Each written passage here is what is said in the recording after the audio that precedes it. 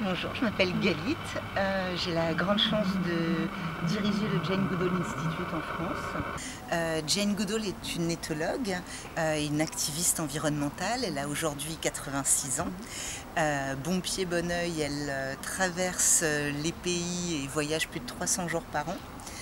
Sauf actuellement, en pleine pandémie, où elle est en Angleterre pour son plus grand... Elle n'est pas particulièrement heureuse de rester sur place.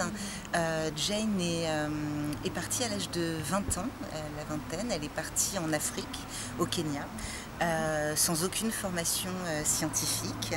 Elle a rencontré un paléontologue extrêmement connu qui s'appelle Louis Leakey et qui lui a proposé d'aller réaliser son rêve, et qui était d'aller observer les chimpanzés dans la nature. Personne n'avait jamais fait ça. Ça n'avait jamais été fait. C'est une jeune fille de 26 ans, sans aucune formation, qui y est allée. Et ça a pris du temps. Elle a passé presque 2 ans sur place. Elle a mis du temps à se faire accepter par les chimpanzés qui, comme elle le dit elle-même, trouvaient très étrange cet animal blanc, pas très poilu.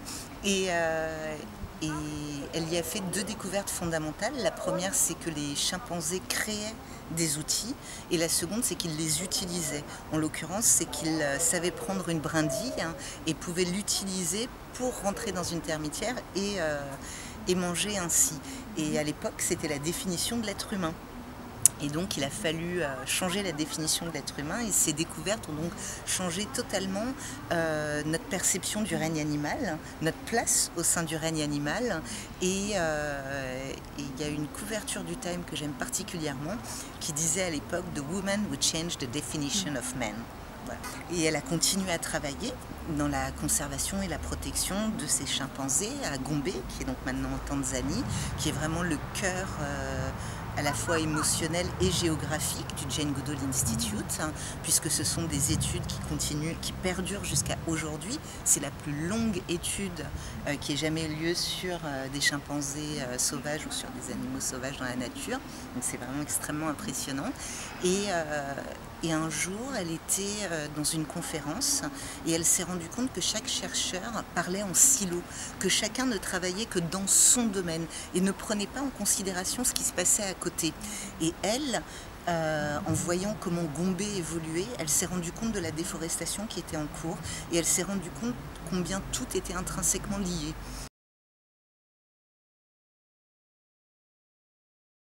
Et elle a monté un institut, qui est l'Institut Jane Goodall, qui a pour vocation de protéger les chimpanzés et la faune sauvage en général, leur habitat naturel, donc l'environnement, et ce en mettant les populations locales au cœur de la stratégie de conservation. Et c'est vraiment ça ce qui fait la différence. C'est une approche holistique, et Jane a apporté également en termes de science une grande avancée qui a été qu'elle observait les animaux, et ses recherches, elle les a fait avec beaucoup d'empathie. Et donc elle a refusé de s'inscrire dans ce qui était, et ce qui a perduré pendant très longtemps, la façon scientifique de faire très froide, où on donnait des numéros aux chimpanzés et aux animaux. Elle leur donnait des prénoms. Elle a étudié leur personnalité, ce qui était totalement décrié à l'époque. Et c'est, je crois, ce qui fait une partie de la reconnaissance de Jane, en tout cas en tant que scientifique. C'est vraiment ça. Mais aujourd'hui, elle est, je crois, encore plus connue comme icône environnementale, puisque en 1991, avec 12 jeunes Tanzaniens, elle a décidé de monter un projet qui s'appelle Roots and Shoots, donc des racines et des bourgeons. C'est vraiment d'inciter les jeunes à se renseigner et à agir, parce que quand on agit, on se rend compte que les choses évoluent, que les choses changent.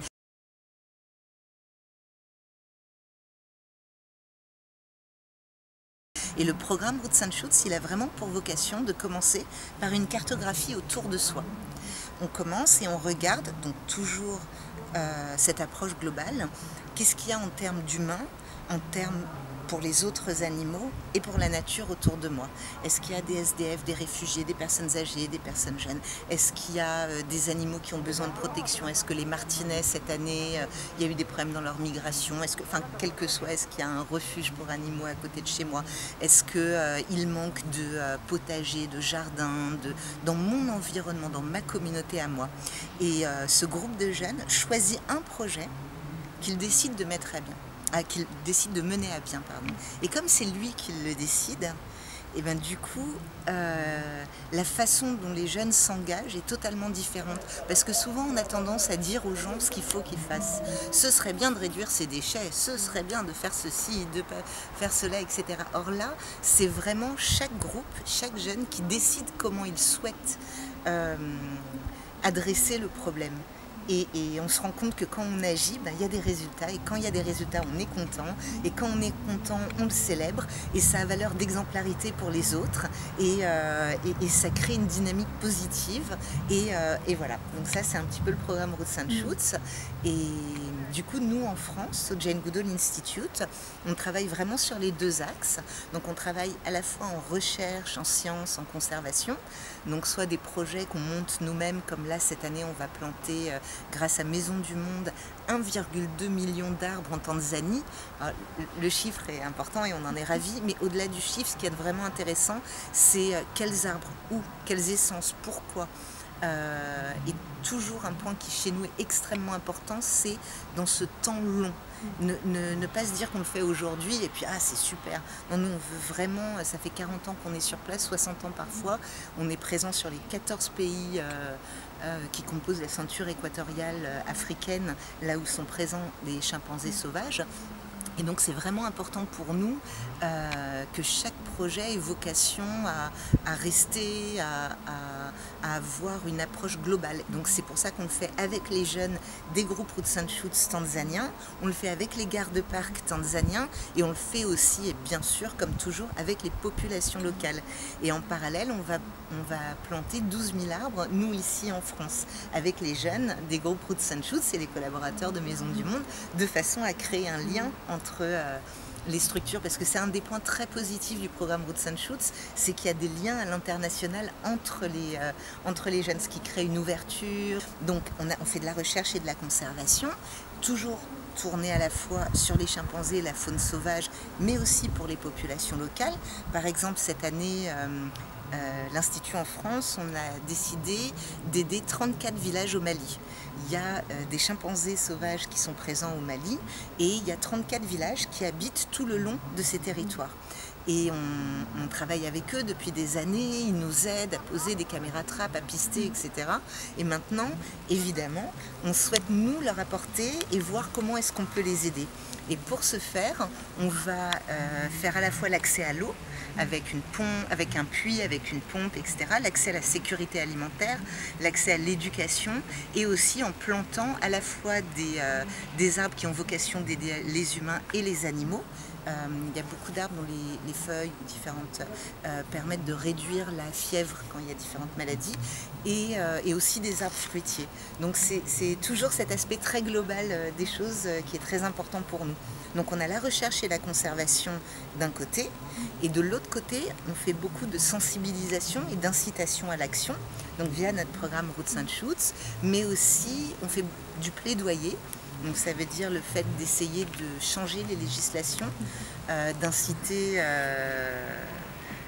à la fois à sensibiliser le plus grand monde sur des sujets qui nous semblent importants et surtout d'œuvrer auprès d'organismes internationaux ou des gouvernements ou des parlements pour faire changer les législations. Jane est messagère de la paix auprès des Nations Unies, ce qui est un immense honneur puisqu'il n'y en a que 12 dans le monde et on est absolument convaincus que chacun de nous a ce pouvoir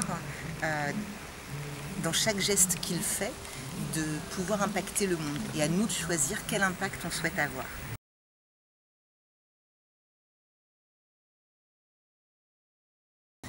Je sais pas, parce qu'elle est merveilleuse. Elle est incroyable parce que elle a tout un discours sur nos raisons d'espérer. Reasons of Hope, qui sont extrêmement importantes pour elle. C'est les jeunes qui sont son espoir le plus important.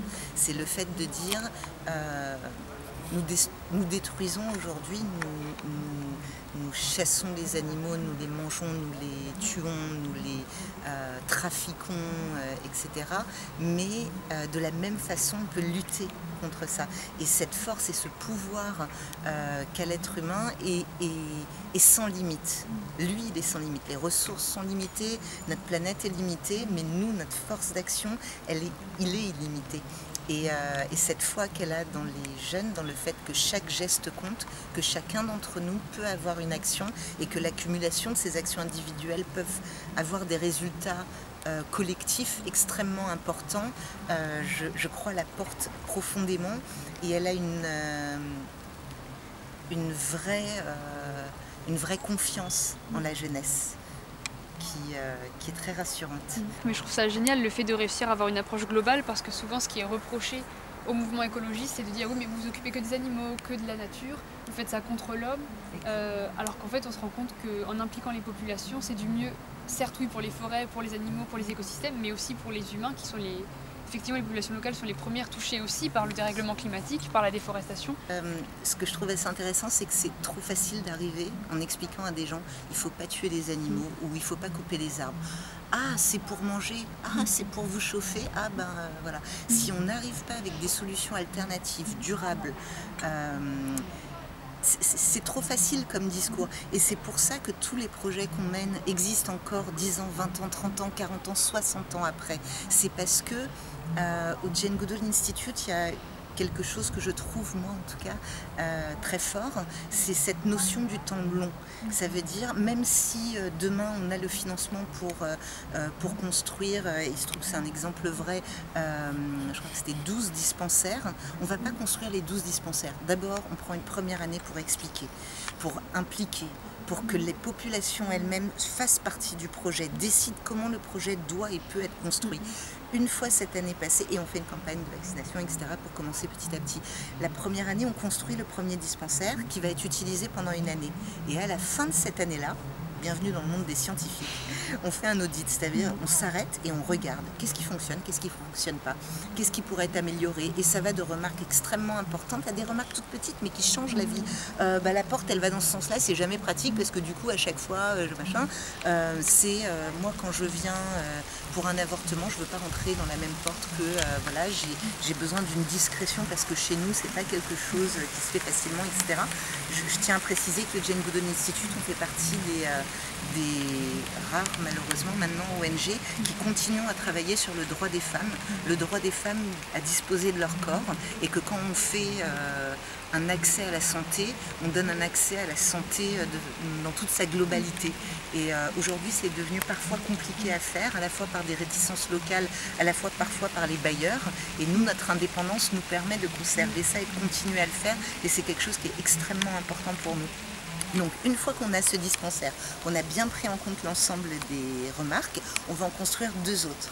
Un an après, rebelote, on s'arrête, on regarde, et c'est seulement après qu'on en construit beaucoup plus. Donc ça prend du temps. De temps en temps c'est frustrant, on a envie de dire ah allez venez on fait un grand coup, c'est génial, on peut communiquer dessus et tout. Mais en fait je suis extrêmement fière de faire ma toute petite part dans une ONG qui a cette façon d'aborder les choses très humble, je trouve.